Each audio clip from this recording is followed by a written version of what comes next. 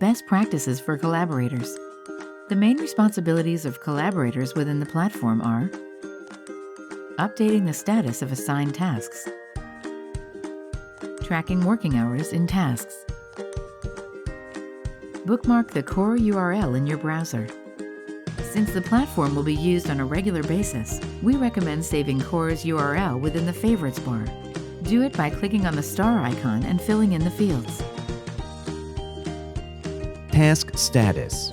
Within the My Tasks tab, you can change their status from New, in blue, to In Progress, yellow, In Review, purple, Corrections, red, On Hold, gray, or Finished, green.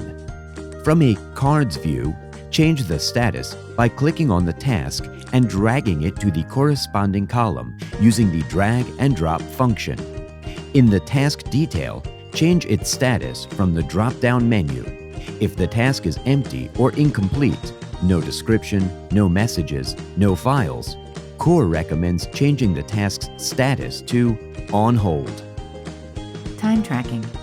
In COR, you can track time in 3 different ways. Timer. From any task, you can click on the play button to activate time tracking within a particular task.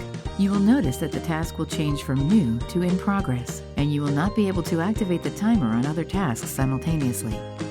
In the upper margin, you will see the time that is being tracked in real time and to which task it corresponds. Click the Stop button once the task is finished. The recorded time will be automatically saved by COR. Another method is manual time tracking. By clicking on the stopwatch icon, you will see the user and the task in which you will track time. Pick a date and insert the time you spent on that task on that particular day. Click Accept. Finally, within the task itself, you can use both the timer and the manual tracking options.